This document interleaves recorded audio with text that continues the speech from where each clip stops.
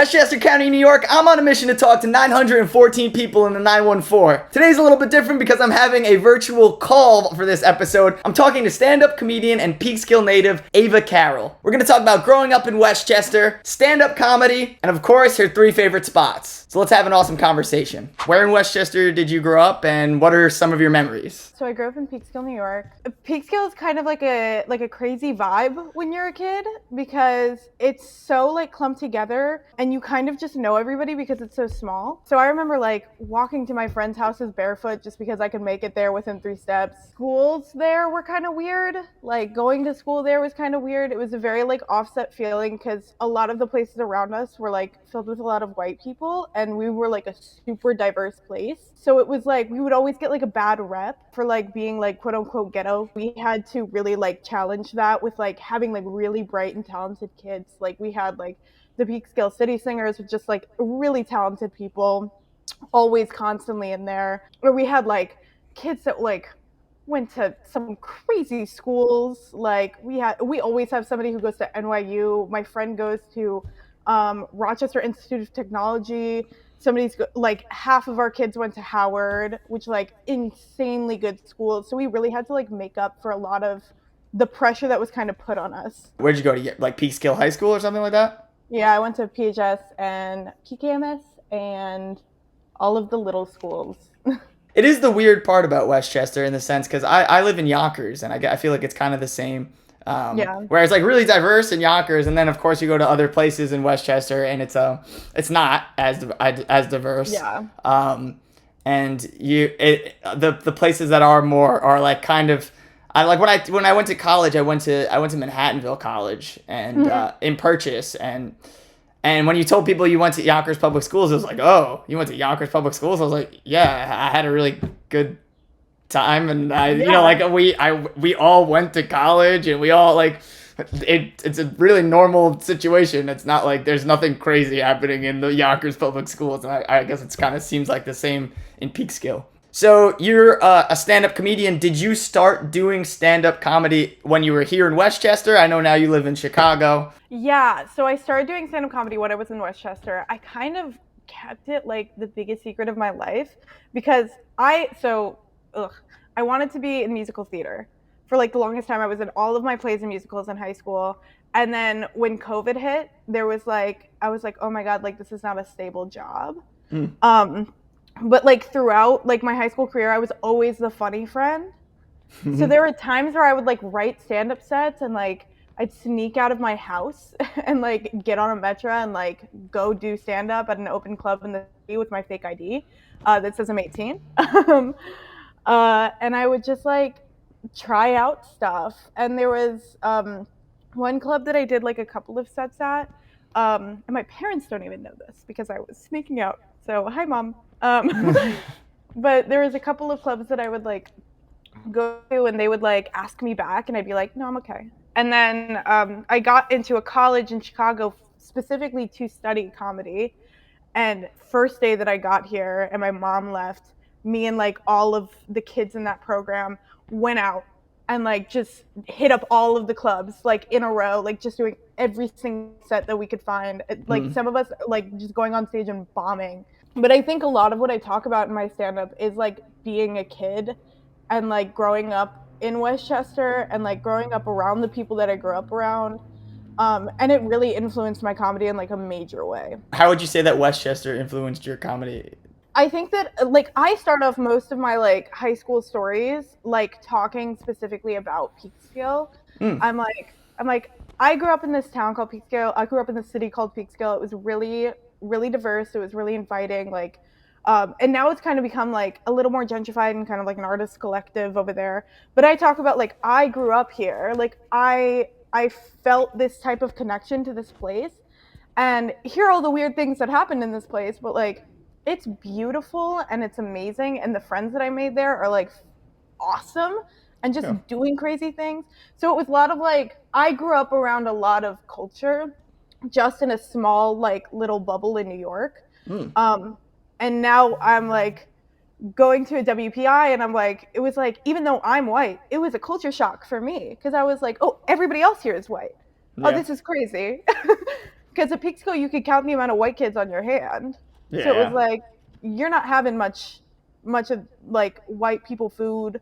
Everything is seasoned. Everything tastes spicy. Like you really get that trained into your system, and I'm sure this happened to other kids who aren't white who like went to schools outside of Peekskill and like just had that culture shock just hit them so fast and be like, oh, like this isn't what life is like outside of here. Yeah, no, I definitely felt that too when I went to college, because like I said, I went to a private liberal arts college because they gave me Yeah. a scholarship, but it was a little bit of a different vibe, and Yeah. it took a little adjusting to like feel like you totally fit in, I guess. Yeah. You Um, like you have to change the accent too. Like I had such a strong like New York accent when I was in Peekskill. It was just like because everybody moves to Peekskill from like the Bronx, like everybody yeah. does. So everybody's just sharing that accent. Um, and I when I came here, I like noticed how everybody else talked, and I was like, I can't do that. Yeah. So I started to put on like the white girl valley voice because I was like, I don't need like the comments right now. Yeah. I remember one time I have a specific story that comes to mind actually is that I went to school with this kid when I was in college. There was this kid I was eating lunch with him, and he was from Maine, and he was just from like middle of nowhere Maine. This kid's now in New York going to school, and the moment I realized that him and I were like very different. This is when I was 18 years old, probably a freshman in college. So I wasn't really thinking about like how others perceived me that much. I wasn't really thinking about any of that. I was just, he was just like, "Hey man, did you ever notice that you eat sideways?" And I was just like, "What do you mean by that?" He's like, "Well, when you eat with your fork, it doesn't go straight in your mouth. You have to like kind of scoop it into your mouth." He goes, "Yeah, I realized that people that like live in underprivileged areas from New York are all eating like that." I stopped this kid, and I was just like, "Man, you're really lucky you said that to me, and I'm like a nice person, because honestly, people I went to school with probably just would have beat you up." There is at one point where like you know when like every New Yorker has a strong accent whether we like it or not, but only when we're Yeah, mad. Like we cannot cover it when we're mad. There yeah. was one time where it was my first time going home from college, and I was with my boyfriend and his entire like roommate situation.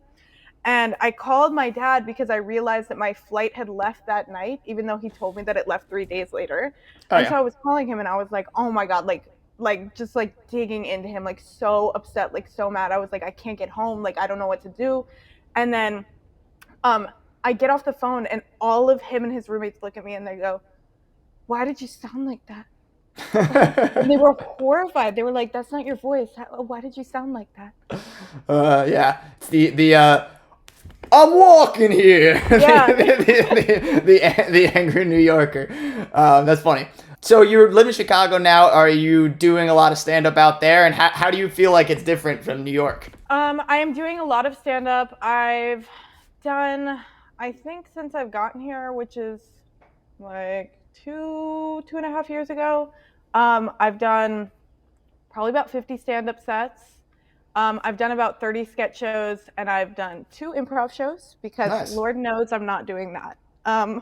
But that's actually the difference between Chicago comedy and New York comedy is that New York is very stand up heavy.